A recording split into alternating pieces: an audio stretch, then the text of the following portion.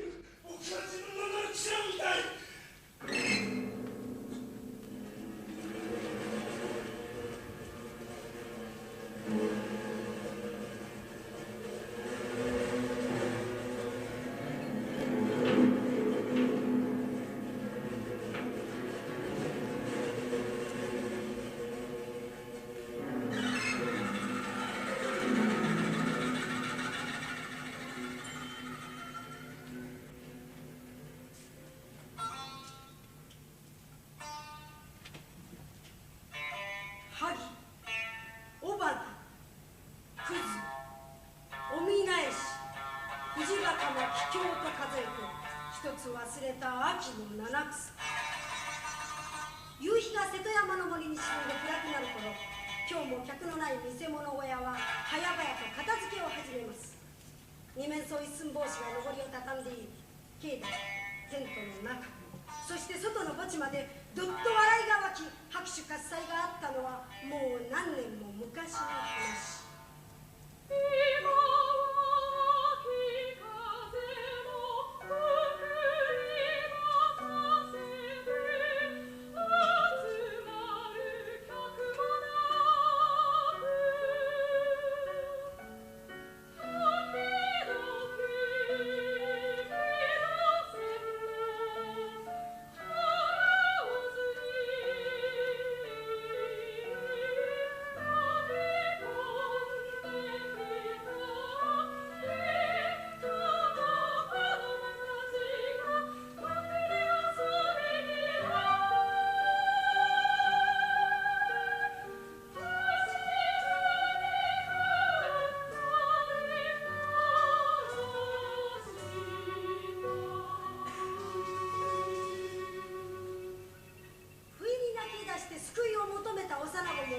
イザリの下足版に認められて今は人の子の妻。影草は先が赤くなって伸び放題。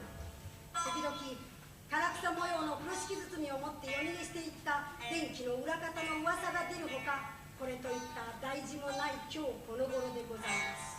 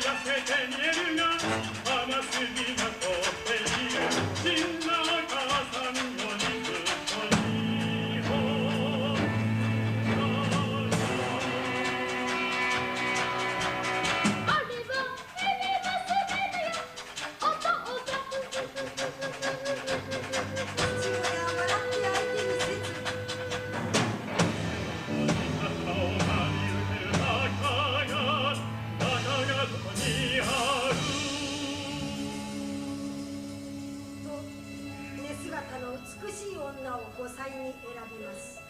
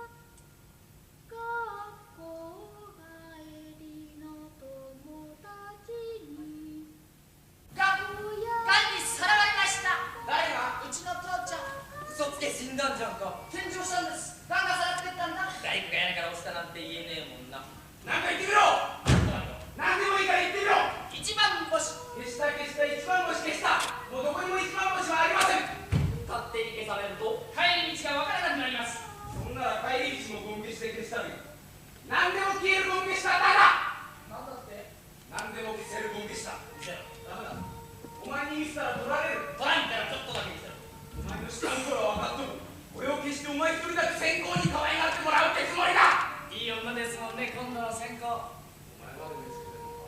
嫌いだ。あんな先生嫌いだ。また誰か隠れてタバコを吸ってましたね。僕じゃありません。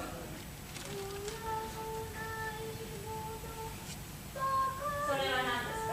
何が入ってるんです？見せなさい。ああ、わかりました。吸い殻を入れる空き瓶ですね。お見せなさい。見せなさい。虫だ。黒々とかエナメルのように光って長い触覚がまるでハサミのようだ。先生、それはカミキリムシです。カミキリムシ。女の髪を切って食べるんだそう恐ろしい虫。新徳さん、どうしてそんな虫を飼ってるんですか？先生、新徳はね、その虫を使ってお母さんの髪の毛を全部食べさせてしまうんだそうです。お母さんは丸坊主になってしまったそうです。どうしてなんでどうしてなんです？僕の母はママ母なんです。ママ母だっていい母親はいっぱいいますよ。一頃によるとあなたのお母様はとても信心深いっていうじゃありませんか。仏様を可愛がることで子供をいじめることを差し引こうとしてるんです。もうひどい。先生、もしかしたら先生の正体は僕のママ母なんじゃありませんか。本当のお母さんは髪が短く、ひなた草のようにいつも暖かかった。先生もママ母も真っ黒く長い濡れ場色の髪をしている。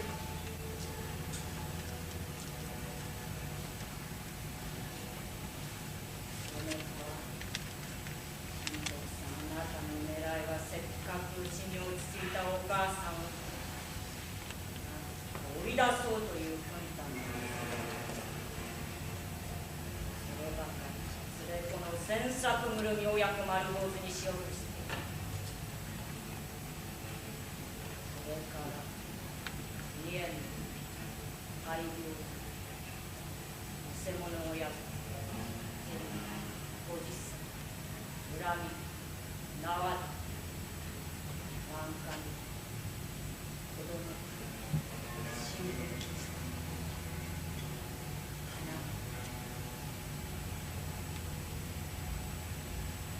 さあ皆さん、言うことを聞かない子に罰を与えます。よーく見ておくんですよ。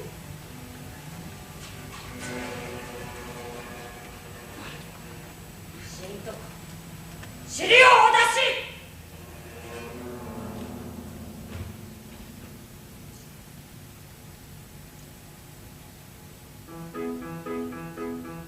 裏のがこの玄関の向かって右の桜の木、私の子供が植えました。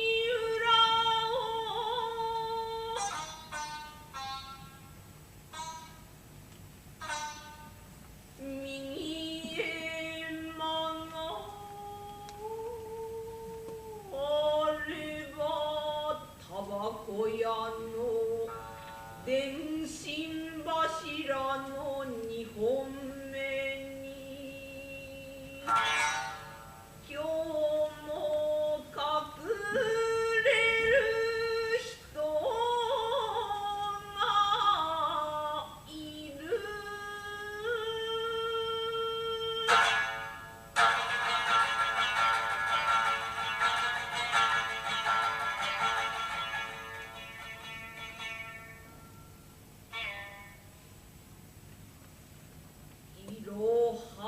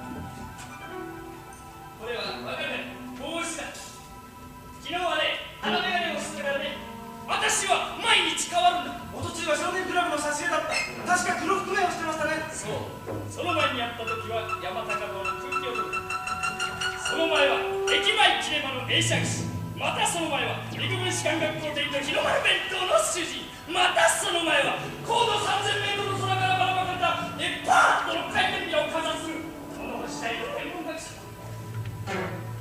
私はもうずっと前から君の周りにいた。ただ君がそのことに気がつかない。今日はもう電気売りじゃないですか。あれはやめんだよ。電気の玉は自分が明るくなるだけで家そのものを明るくするわけじゃない。しかも電球の下を明るくすればその分だけ深く暗いところでは小人が畳をめくって倒れ脳サクサク電気の悪魔だ。それでね、今日からこれを本当に方針を変えたんだよ。何ですかそれ。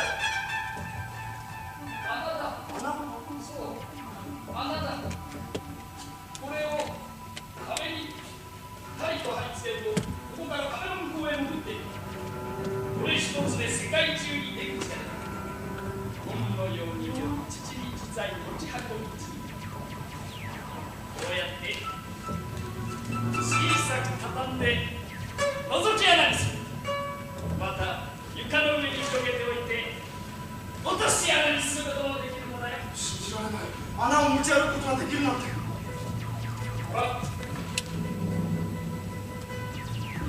こうやって地面に置くとそれでもう下へ降りていくことができるんだよ。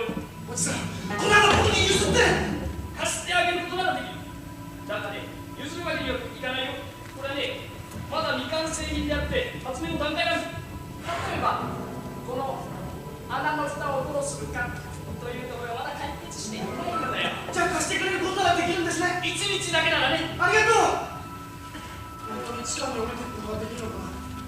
足もついてるのか。まさか足を折りたたみまっすぐそこに落ちてくるといけないだろう。あ、地下の天と同じように銀河がキラキラ輝いてる。草が消えた。よし、今のうち。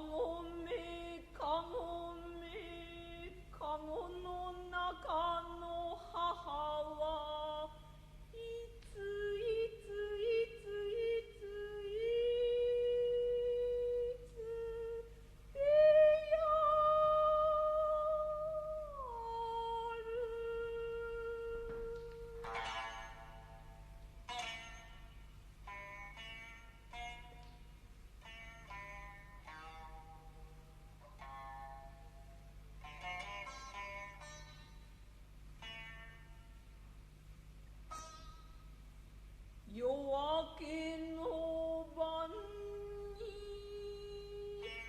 新徳丸が笛吹いた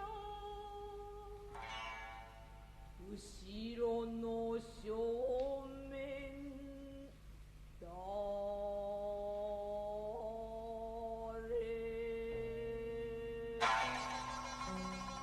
燃え立つような聖火、そのところどころに経文のようにぼかし文字の入った長襦袢。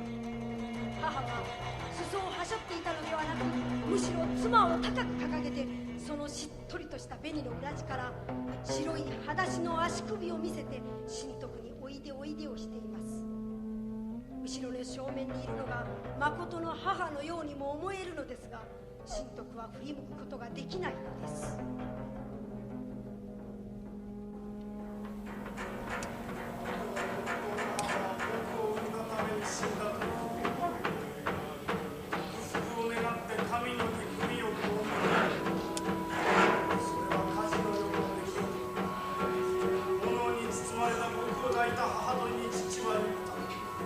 命があれば工場設けてまたもだが母は一つ巣ごもりになるなり世にも不憫と思いしこの子においてはエステマイトこれを飲みに上げ死んで僕の命を救ったのに、僕はその仏の母の顔が見たい。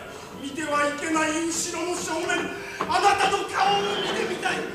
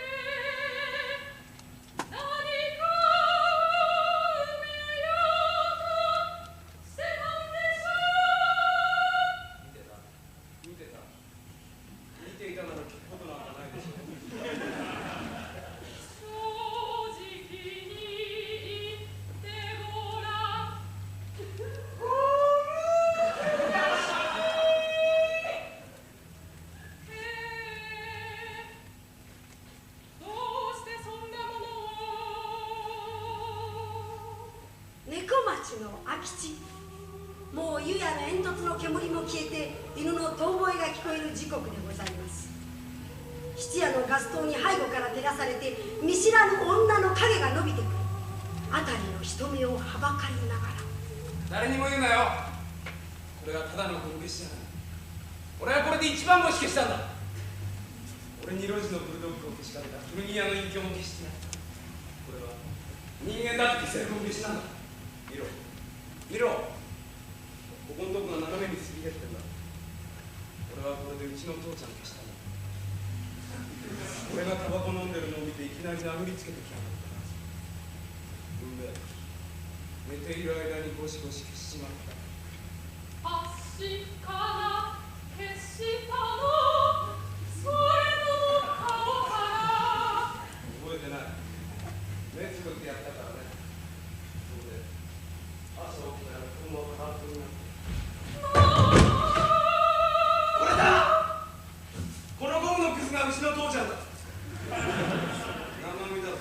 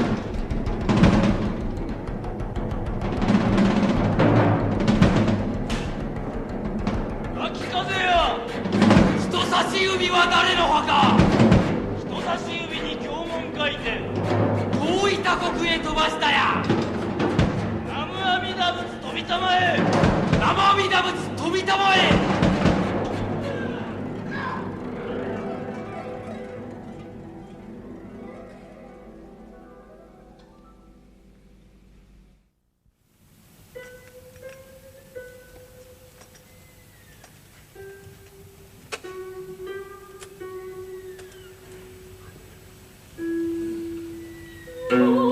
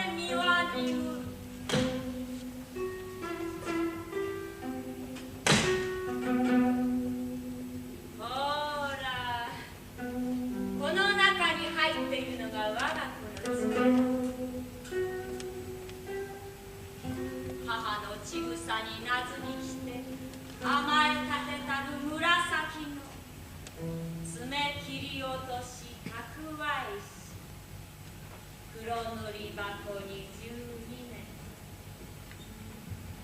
まだ柔らかくいとけなく、夕べの月に西様は指につまめば身も細い。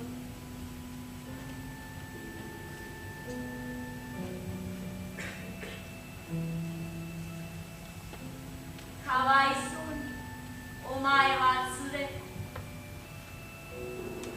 偽物小屋から買われてきた後ろ指の小学生。でも関税音の前世の高い。元はといえば長男だったものを何の因果かこの家にとついてきた。あなたは言えぬな草の神徳丸を兄と家継ぐこともかなわざる。でも安心し詮索よ。ことあることに私に駆けつくあの神徳、母の呪いできっと早死にさせてやるからね。ほら、外場にはもう神徳丸の大名は15文字。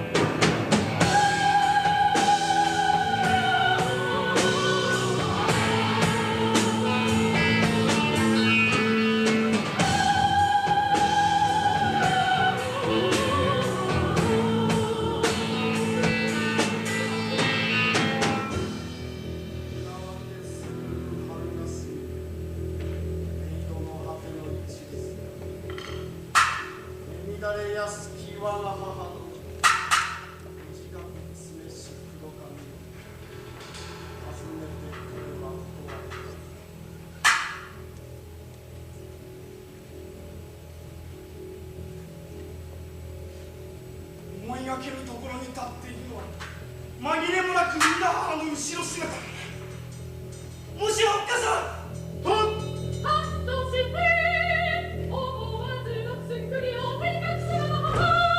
の匂いは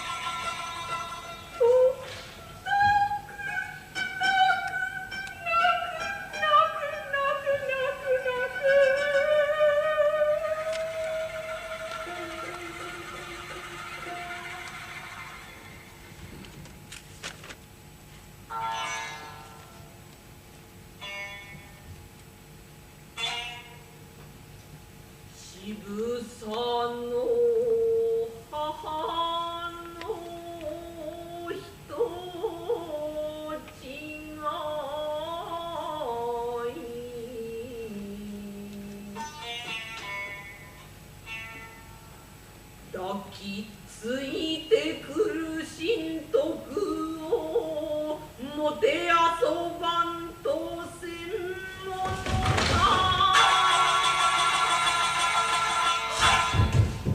そんなにひどいまま母なのかい。作り声作り声あれは鬼です。作り声お父さんはどうしてあんな女の色香に迷ってしまったの。作り声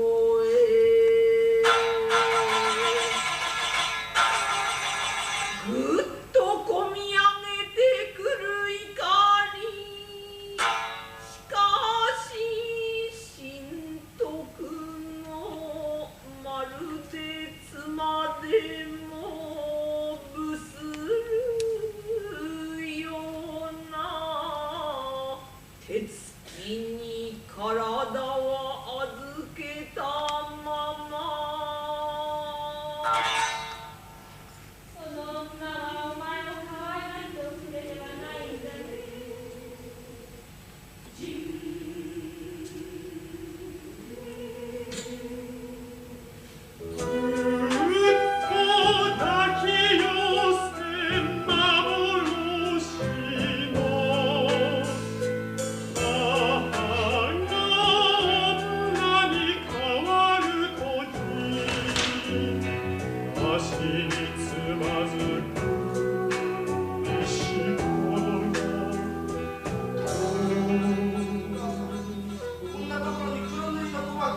と拾って捨てようとする。思わず本性表して欲しがる。その声は。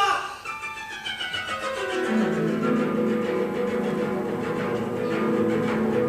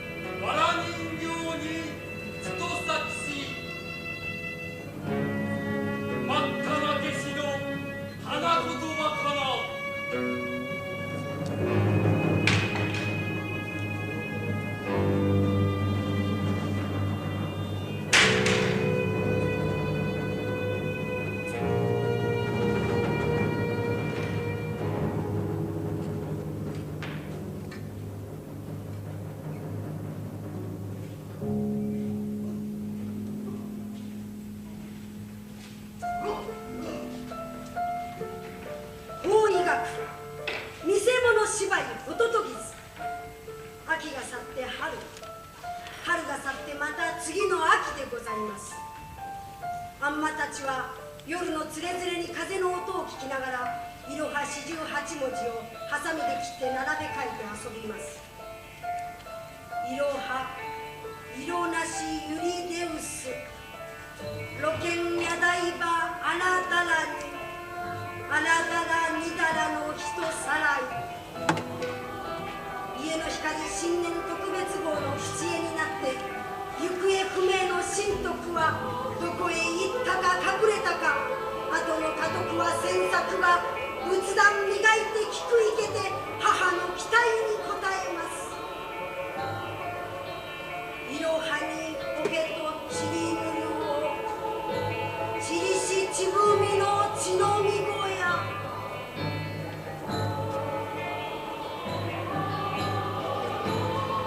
いろはにおけとちりぬるちりしちぶみの血のみ小屋。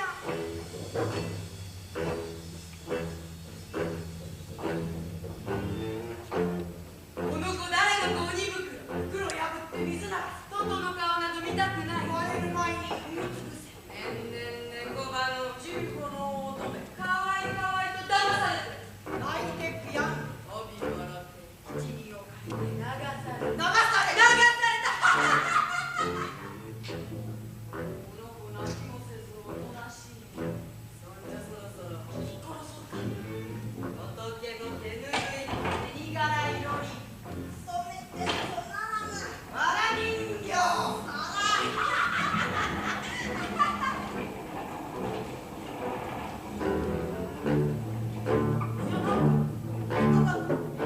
の袖が赤子の首か。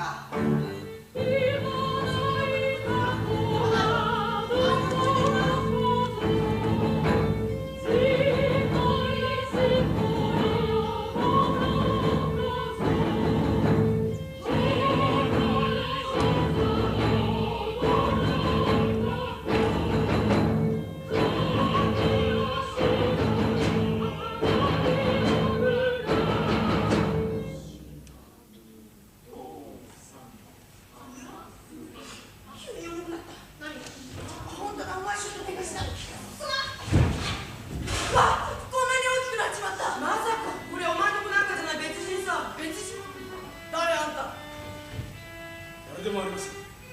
自分はもう消えた人間です。なんだって他人の目には見えるはずがない。自分をもみ消して消してしまった男であります。消えたつもりかもしれないが私たちからよく見えるよ。星が一つで二頭。ちょいといい男じゃないの兵隊さん。見えるはずがない。自分はもうこんなところにはいない。ほらほらお迎えがやってきたよ。こんなところで油を売ってる時じゃない。嘘だ。誰にも見えない。見えるはずがない。俺はどこに行くもない。俺はいつだと同じじゃない。見えない見えない。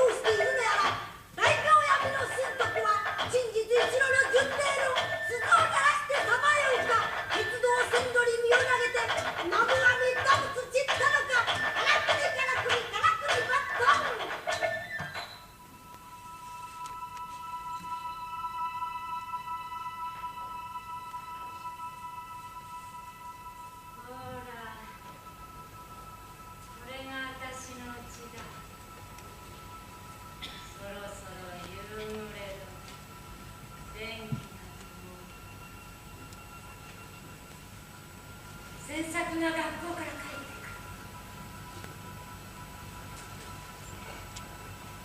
あの人様よ、すり寄りに負けて電信の城まで詮索の回路を待ち構えて。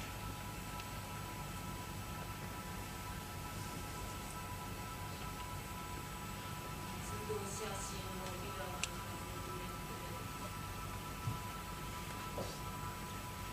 詮索が立ち止まる。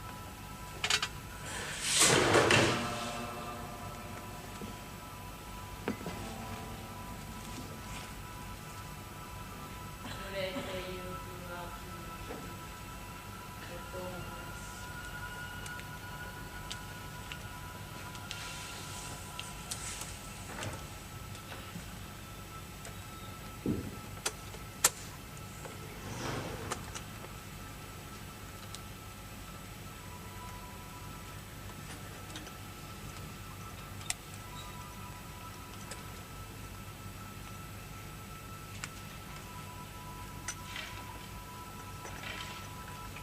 これが本物の父だ。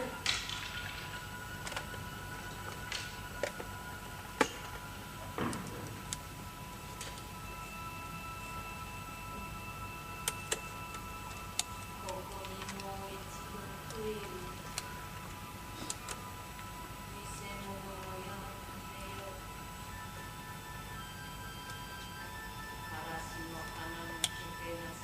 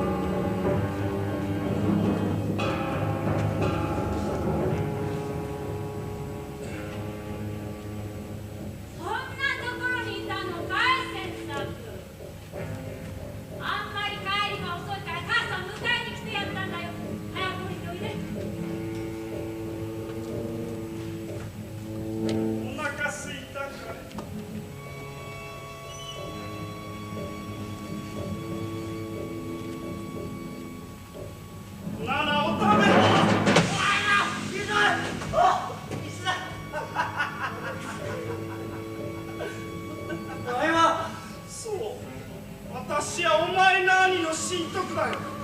お前の母親に呪われて雷病にかかり、皮膚はこうしてまだらに溶けかかる。顔は人間、体は畜生。夜になりゃ純情可憐の鱗が光るんだ。何しに帰ってきたんだ、神徳。お前を可愛がってやろうと思ってね。僕を呪い捨てたまま母の仮面を捨て、こうしてママ母に化けて帰ってきたんです。似合うだろう、このひじり。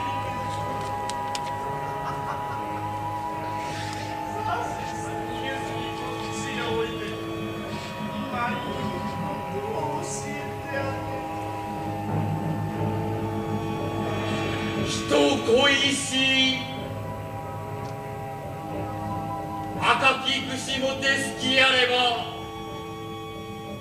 慈悲身長の跳ね抜けやまず。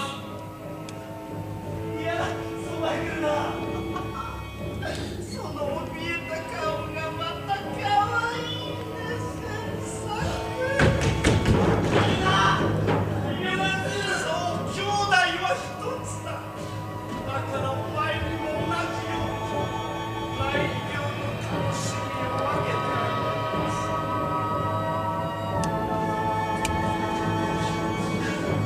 傑作。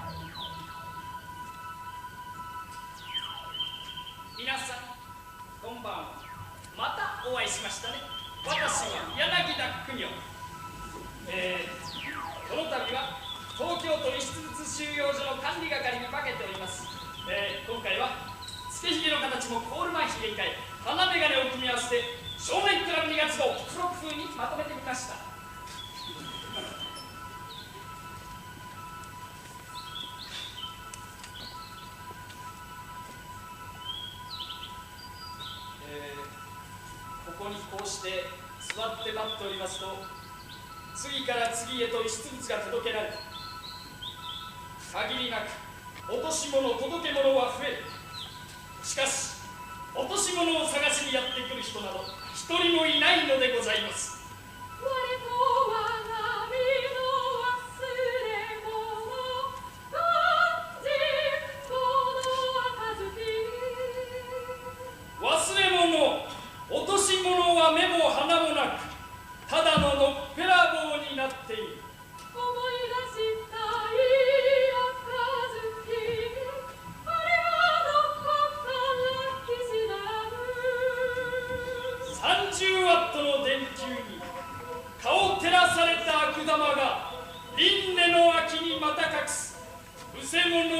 物を忘れ物。この遺失物収容所は真っ暗な心臓2つ分の広さです。しかしそれで足りるのです。つまり物は考えようである。時によってはこの広い東京都全部が遺失物収容所の倉庫だということもできるからです。しかもここではたった一人の落とし主が留守であることによってうまい具合に秩序が保たれて、はい、いらっしゃいませ。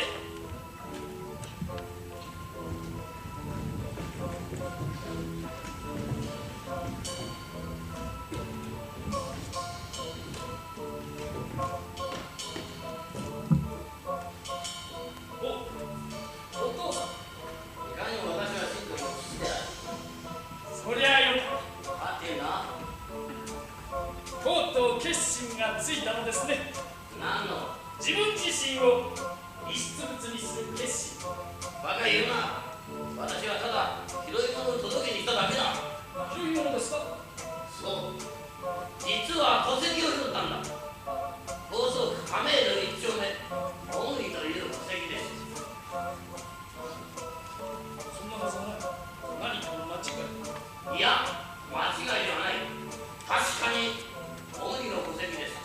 しかし江東区亀戸一丁目には113世帯あって、それぞれの戸籍はちゃんと揃っている。もちろん小栗という名はありません。113世帯全部揃ってる？はい、一つも遺失されておりません。それではこの小栗が籍に入ると何かがはみ出すことになる。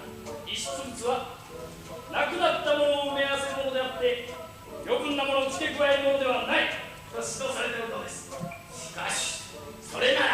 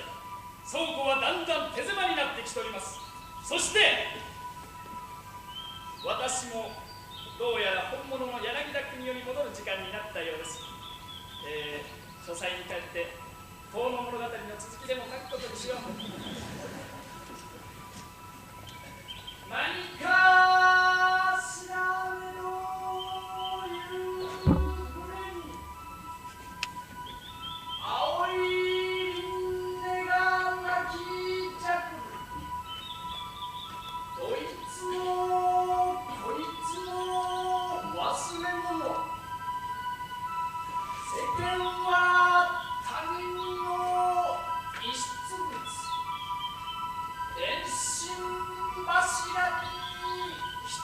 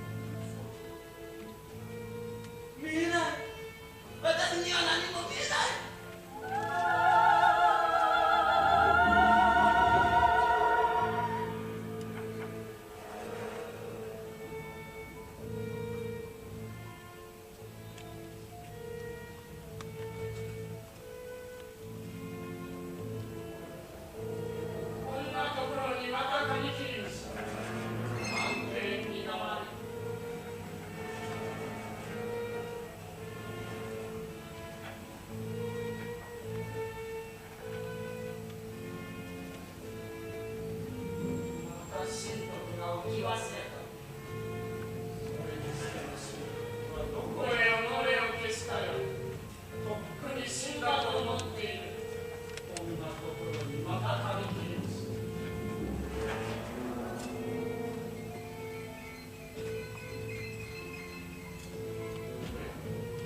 お前さんは私は神徳を学んだ。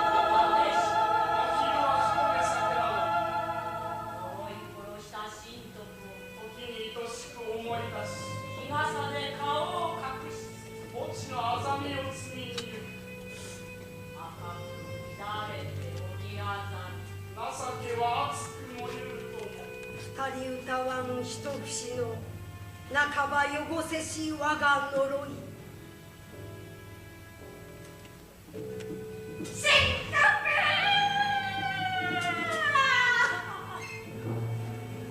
許しておくれ。私はお前さんに好かれたかったのだよ。大人になるのが遅すぎた。大人になるのが遅すぎた。子供でいるには早すぎた。子守歌など歌ってやるにはもう大人。抱かれ寝るにはまだ子供。80、90、100までそうて死んでわかるる中でさえ花のうてながつゆほどの神も許さぬ母と子の。母さん、もう一度僕に妊娠してください。竹村さん、さあ、出てくる。